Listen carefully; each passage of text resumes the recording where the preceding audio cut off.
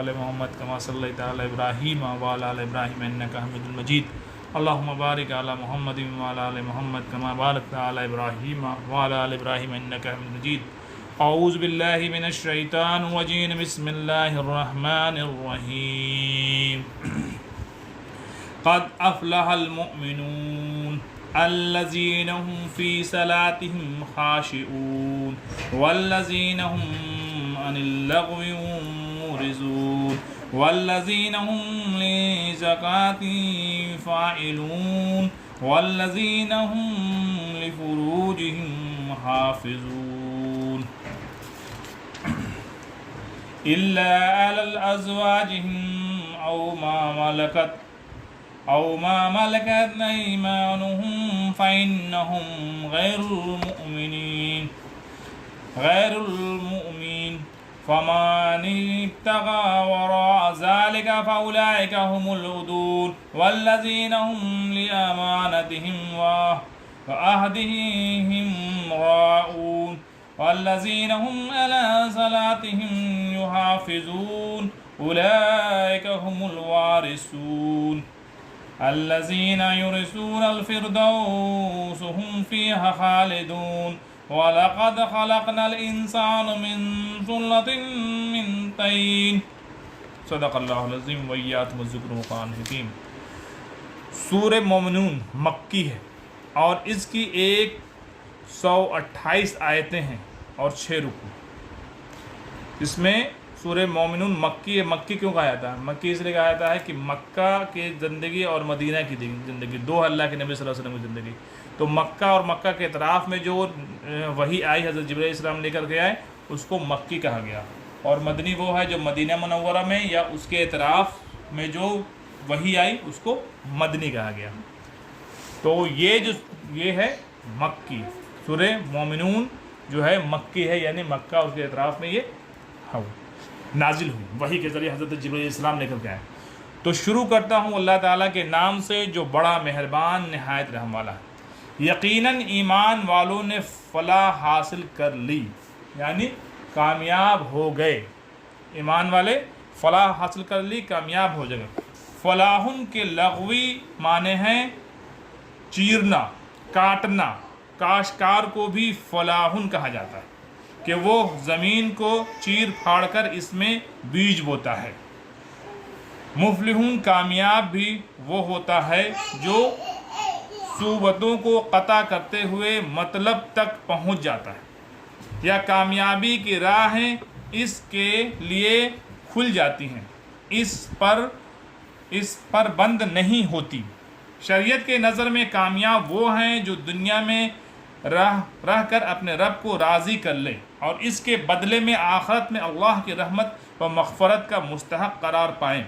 اس کے ساتھ دنیا کی سعادت و کامرانی بھی میسر آ جائے تو سبحان اللہ، ورنہ اصل کامیابی تو آخرت ہی کی کامیابی ہے۔ اصل کامیابی کس کی ہے؟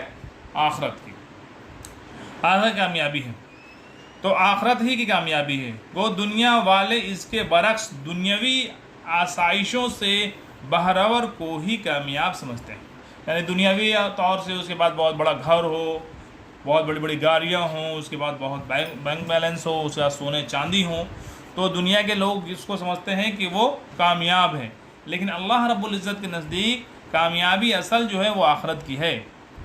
آیات میں ان مومنوں کو کامیابی کی نوعیت سنائی گئی ہے، کامیابی کی نوعیت سنائی گئی ہے، نوعیت ہے جن میں ذیل کی صفات ہو گئی۔ مثلا اگلی آیت ملاحظہ فرمائیں، الذین هم فی صلاتهم خاشعون، جو اپنی نماز میں خشوع کرتے ہیں۔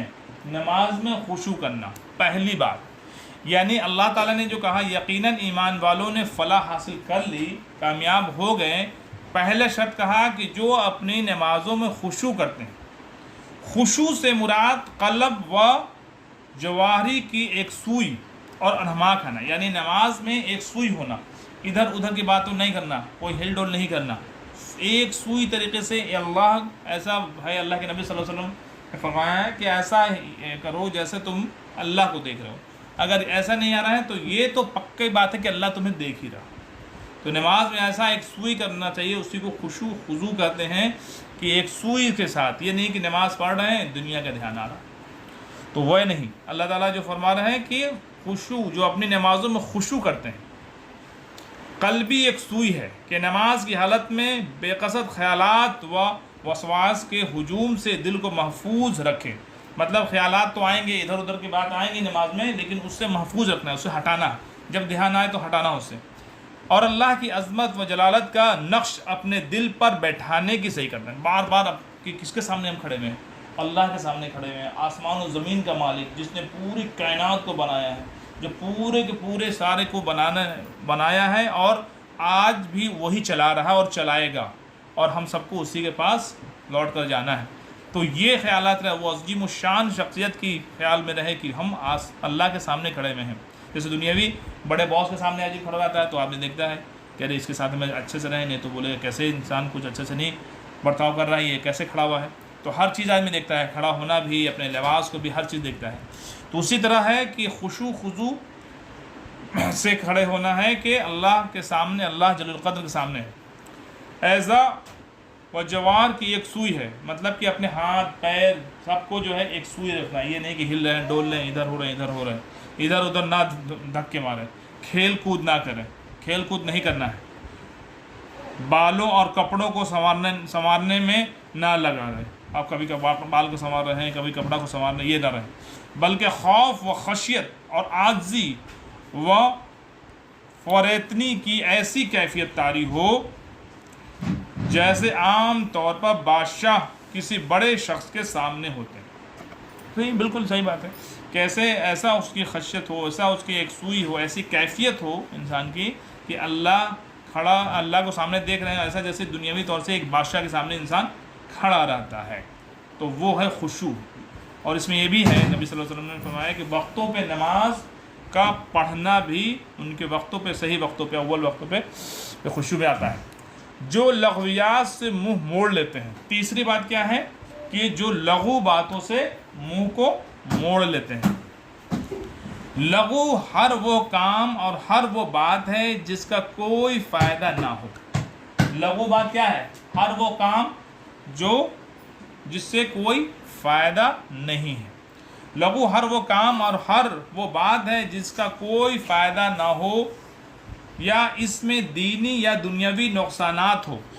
ان سے اعراض کا مطلب ہے کہ ان کی طرف اتفاق بھی نہ کیا جائے کہ انہیں اختیار یا ان کا ارتکاب کیا جائے، مطلب اس طرف دھیان بھی نہیں دینا ہے، اس طرف جانا بھی نہیں، جبکہ وہ تو بہت بڑی بات ہوگی کہ اس کے میں جلد پھنس جانا، اس کی لغو بات کرنا، تب کہ اس طرف جانا بھی نہیں، لغو بات کی طرف جانا بھی نہیں ہے، لغو بات کی طرف جانا بھی نہیں۔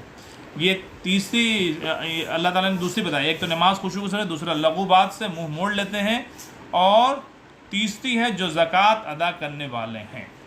زکوٰۃ ان کے لیے ہے جو مال والے ہیں، 2.5% جو ہے اس کو دیا جاتا ہے، 100 میں 2.5 روپیہ، 7.5 تولہ سونا یا 52 تولہ چاندی یا اتنا مالیات جس کے پاس ہے اس پر زکوٰۃ فرض ہے، اس کو زکوٰۃ دینا ہے۔ یعنی نماز کے ساتھ زکوٰۃ کا بھی اللہ نے ایک ساتھ بہت جگہ کیا ہے قرآن میں۔ اس سے مراد بعض کے نزدیک زکوٰۃ مرفوضہ ہے، جس کی تفصیلات یعنی اس کا نصاب اور زکوٰۃ کی شرح کو مدینہ میں بتلائی گئی، تاہم اس کا حکم مکے میں ہی دیا گیا تھا۔ اور بعض کے نزدیک ایسے افعال کا اختیار کرنا ہے جس سے نفس کا تزکیہ اور اخلاق و کردار کی تعمیر ہو۔ یہاں پہ مفسرین میں تھوڑا سا یہ ہے، دونوں میں یہ بات ہے کہ پہلی بات تو یہ ہے کہ زکوٰۃ کا جو ڈسٹریبیوشن کیسے ہوگا، اس کا کس طرح سے بتایا جائے، کتنا میں کتنا مال ہوگا، اس کی ڈیٹیل جو ہے وہ مدینہ میں صورتوں میں آئی اور صورتوں میں آئی، لیکن مکہ یہ مکی صورت ہے کیونکہ سورہ مومنون کے پہلے بتایا جائے گا، مکی ہے۔ تو اس میں کیا ہے کہ اس میں ایک بات یہ ہے کہ اس سے اخلاقیات اچھا ہونے کا بھی آیا ہے کہ گیا ہے، اور بعض کے نزدیک ایسے افعال کا اختیار کرنا، ایسے کردار کا کرنا جس سے نفس کا تزکیہ ہو، یعنی اندر کے انسان کے نفس جو ہے وہ صحیح ہو جائے، اس کی تزکیہ نفس جو ہو، اور اخلاقی و کرداری تعمیر ہو جائے، اور اخلاق اتنا اچھا ہو جائے، یعنی اس کی ہیلپ کرنا، جسے مجبوروں کی ہیلپ کرنا، پریشان حال کو ہیلپ کرنا، ان ساری چیزوں کا اس وقت آیا تھا. وہ پرسنٹیج نہیں تھا فکس کہ کتنا پرسنٹیج ہوگا, وہ مدینہ میں آیا, لیکن مکہ میں اس کی اللہ نے تعلیم دے دی کہ یہ آپ کو اپنے لوگوں کے غریبوں کے ساتھ جو ہے کرنا ہے.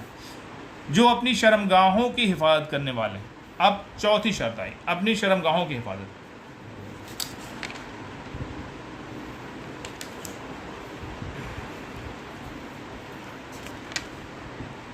بجز اپنی بیویوں اور ملکیت کے لونڈیوں کی یقیناً یہ ملامتیں میں سے نہیں ہے. یعنی اس سے یہ ہوتا ہے کہ اپنی جو ازواج ہیں اس میں نہیں, اور لونڈی, اب تو لونڈی نہیں ہے, اب ختم ہو گیا, تو اب جو ہے وہ ایک مائنس ہو گیا ہے, اور اس میں کوئی ملامت نہیں ہے, یعنی اس میں کوئی حرج نہیں ہے. یعنی اس میں کلیئر ہے کہ اس کے علاوہ جو ہے, جو اپنی شرمگاہوں کی حفاظت کرنے والے ہیں, جو اپنی شرمگاہوں کی حفاظت کرنے والے ہیں, بجز اپنی بیویوں کے. اب ایسا تو کہہ دیا کہ ایک دم سب کچھ نہ کرنے کے بعد پھر کہا کہ بیویوں اور ملکیت کی لونڈیوں کی یقیناً یہ ملامت میں نہیں ہیں. جو اس کے سوا کچھ اور چاہیں وہی حد سے تجاوز کرنے والے ہیں. اس کے سوا اس سے زیادہ چاہیں وہی حد سے تجاوز. اس سے معلوم ہوا کہ متع جو ہوتا ہے نا, ٹیمپروری میرج جس کو متع کہتے ہیں, کہ اسلام میں قطعاً اجازت نہیں ہے, قطعاً اجازت نہیں ہے. اور جنسی خواہشات کی تسکین کے لیے صرف 2 ہی جائز طریقے ہیں, بیوی سے مباشرت کرنے کے یا لونڈی سے ہم بستری کر کے. بلکہ اب صرف بیوی ہی اس کام کے لیے رہ گئی ہے, کیونکہ اصطلاحی لونڈی کا وجود فی الحال ختم ہے. تاہم جب کبھی بھی حالات نے ایسے دوبارہ وجود پذیر کیا تو بیوی ہی کی طرح اس سے مباشرت کی جائز ہوگی.